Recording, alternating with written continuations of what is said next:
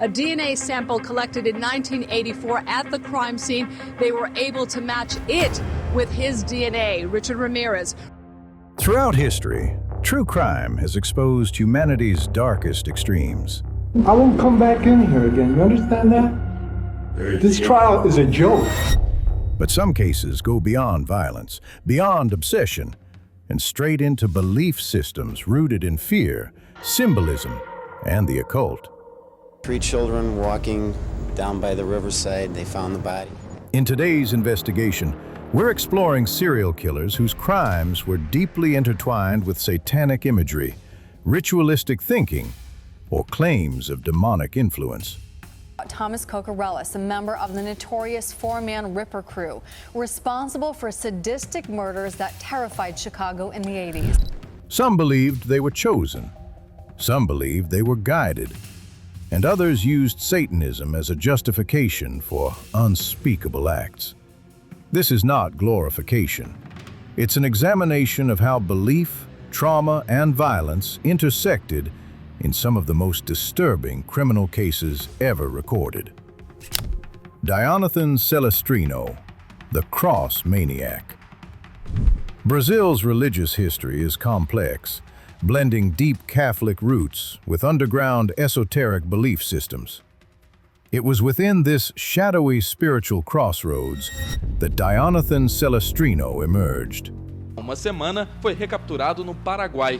Known online as Dog Hell 666, Celestrino developed an identity centered on extreme religious delusion.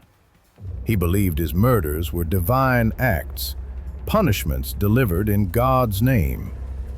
Between mid and late 2008, 3 victims were killed in rapid succession. Their bodies were abandoned near cemeteries and isolated lots, locations chosen for symbolic impact rather than concealment. Celestrino didn't attempt to hide his ideology. In his mind, he wasn't a criminal. He was an instrument of judgment. Themba Vilakazi, the railway killer.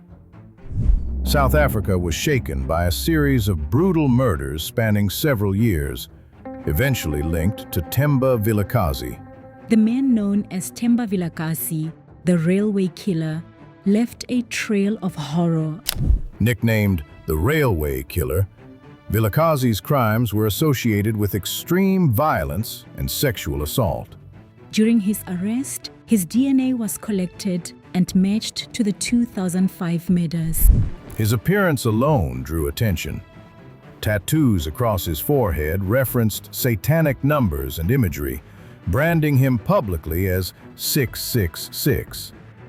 While investigators still debate how deeply Satanism influenced his actions, Vilakazi himself leaned into the image.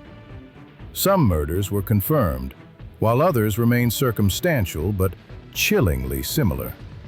The symbolism, whether performative or sincere, added another layer of terror to already devastating crimes. Peter Neers, a medieval legend of terror. Centuries before modern profiling existed, Germany faced a figure whose crimes blurred the line between historical fact and folklore. Peter Neers was accused of murdering hundreds, a number extracted under torture, making accuracy impossible. Still, his reputation became monstrous. Ballads and folktales portrayed him as a practitioner of dark magic, a cannibal, and a servant of demonic forces. Stories spoke of ritual killings and supernatural protection.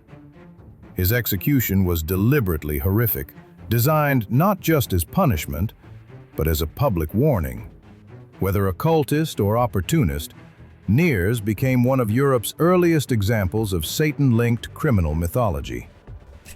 Sean Sellers, demonic possession claims. Just as he looked up at me, I pulled the gun up and fired. The case of Sean Sellers ignited national debate in the United States.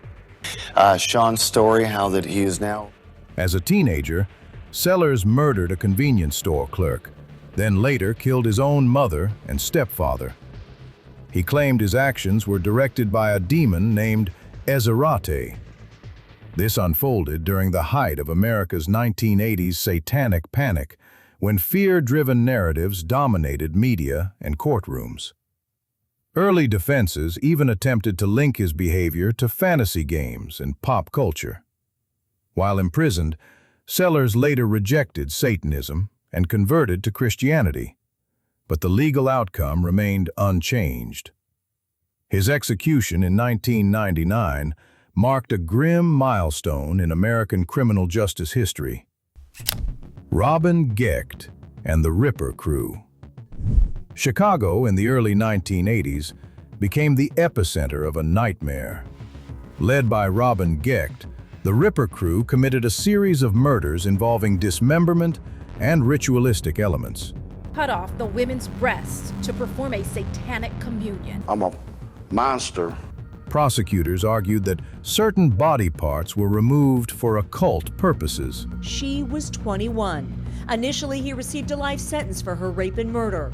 6 murders were officially confirmed, though investigators suspect the real number may be much higher. The group operated quickly, violently, and with a disturbing sense of coordination. They were attacked and mutilated. While one member received the death penalty, others remain incarcerated. Reminders of how group psychology can amplify brutality beyond comprehension. Adolfo Constanzo, cult leader turned killer. Operating at the intersection of cult belief and organized crime, Adolfo Constanzo built something far more dangerous than a gang. Leading Los Narcos Satánicos, Constanzo combined Afro-Caribbean ritual practices with drug trafficking and corruption.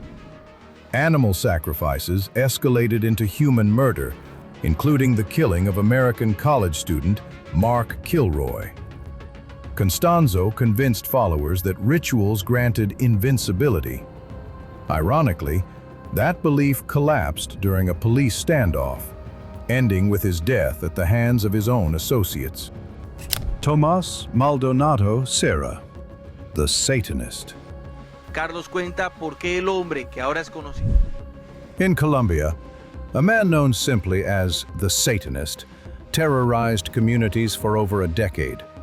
Between 2002 and 2018, victims were discovered with occult symbols carved into their bodies. Many belonged to marginalized groups, including members of the LGBTQ+ community. While ideology played a role, investigators concluded power and control were equally central motivations. His arrest in 2019 finally ended a prolonged cycle of fear. Luis Garavito, the Beast.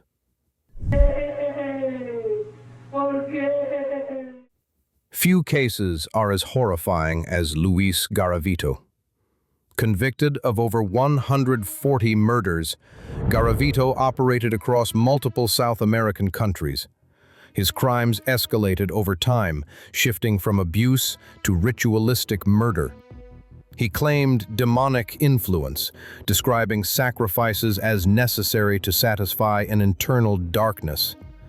Experts point instead to extreme childhood trauma compounded by unchecked pathology. Regardless of belief, Garavito's actions remain among the most devastating crimes ever documented. The Beasts of Satan, Italy's cult killers. In Italy, a group of young metal enthusiasts transformed ideology into violence. Calling themselves the Beasts of Satan, they murdered friends and romantic partners in crimes inspired by occult fantasies rather than doctrine. Some members have since been released, speaking publicly about manipulation, peer pressure, and radical belief escalation, a cautionary example of how subcultures can be weaponized. Richard Ramirez, the Night Stalker. Few names carry the cultural weight of Richard Ramirez. In that trial, Ramirez's fascination with Satanism emerged. Active in the 1980s California, Ramirez openly embraced satanic imagery, drawing pentagrams and taunting the media with occult rhetoric. I didn't particularly care for people. While he cultivated the image of pure evil, psychologists point to severe childhood abuse as a major factor in his descent into violence. Who are you? Just a guy. Just a guy. Convicted on dozens of charges, Ramirez died in prison in 2013, leaving behind a troubling legacy that still fuels debate about the public's fascination with killers. These cases reveal a disturbing truth. Belief systems, when distorted by trauma, delusion, or manipulation, can become tools for unimaginable harm. Understanding these crimes isn't about myth-making. It's about recognizing warning signs, psychological fractures, and the dangers of unchecked ideology. What are your thoughts on how true crime culture treats killers like these? Let us know in the comments. And if you found this breakdown insightful, be sure to subscribe for more in-depth investigations.